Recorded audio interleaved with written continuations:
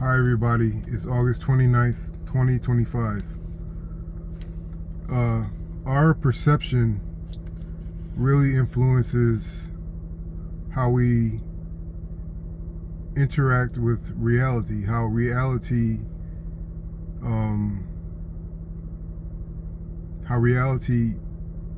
filters down into our emotions, into our thoughts. Our perception may not be the absolute creator of our reality, because that responsibility and that power belongs to the Father, Son, Holy Spirit. But perception is important as a means to navigate through the world. And what I found is, when you are going through challenges and when you are suffering, it is better not to look for the illusionist and just to realize what is illusion. And by that I mean, and how you can do that is to first, by freeing up your search for the illusionist. That frees up your mental space and your capabilities to walk through life more powerfully. Because if you look for the illusionist, the nature of the illusionist is to keep you off balance. The person or the entity or the challenge that is trying to pull the wool over your eyes wants you to think that you could find him or her or whatever it is in somebody that you may trust. And so you start distrusting that person, because the illusionist wants to distract you and to misguide you. So by searching for the illusionist, you are basically chasing a carrot on a stick, with the payment being your time and your attention and your stress levels and your inner peace at stake, all by chasing the illusionist. And how do you decode, how do you determine what is illusion? And that can be tricky if you're not exactly the healthiest in your mental space and your emotional reality. But to find the illusion, it takes knowing that you are not a lie, and that you do not live lies. That's the first way, that's the first method to erasing about 60% of the illusion, is to not act upon lies that you know are lies, or that you believe may be lies.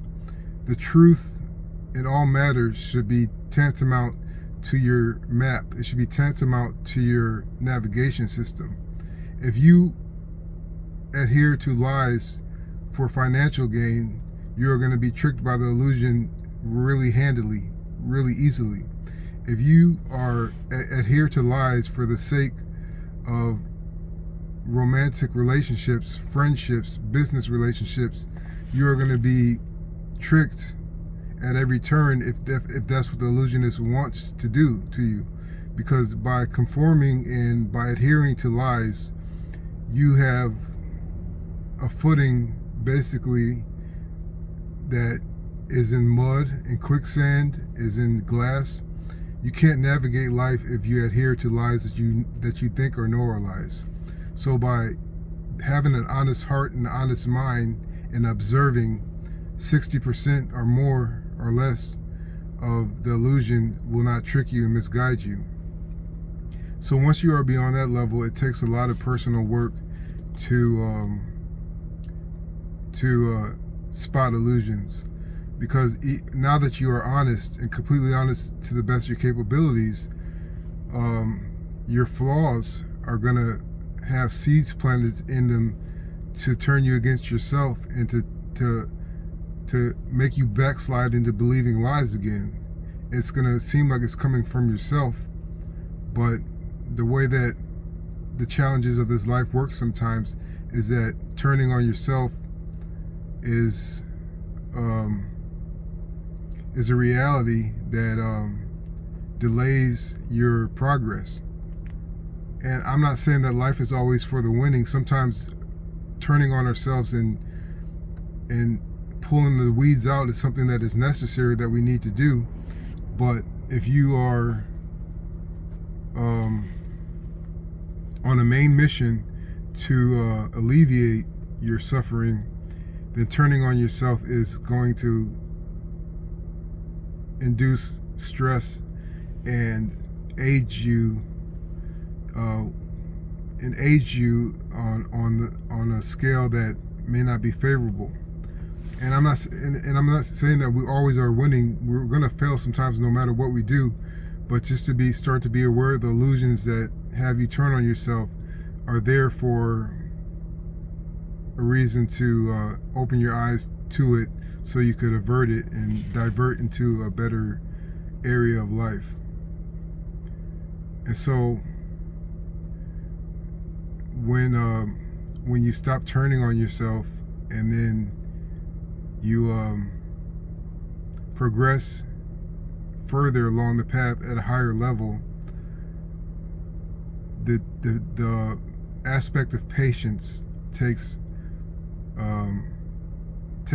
hold of your role, of your ongoing mission. So when you have patience, you observe more, and you gain more wisdom, and you feel that you are close to attaining a high level of gratification, a high level of peace, a high level of blessings, but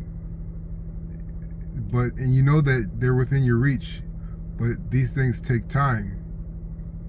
And then when you're trying to gain these things, your wisdom will falter into impatience. It will falter into greed, because you feel so close to attaining your goal, and your wisdom will falter and blow away kind of at the most absolute wrong moment. So at that higher level, adherence to patience is an extreme and intense event. But if you can make it through it, and you can keep on fighting for the truth and upon your truth, you will make it further than you ever had before. And beyond that, that's, like I said before, sometimes beyond that level, you're closer to the Father, Son, Holy Spirit. And upon that level, you will discover things, you will learn things, and you will see things that were meant just for you, and that will be a great edifice in your story, a great building or structure in your story that will lead you higher into your own truth, into your own elevation, and bring you to a spiritual family that you may have lost, or that you may have been looking for a long time in your life. So I hope this helps. Thanks.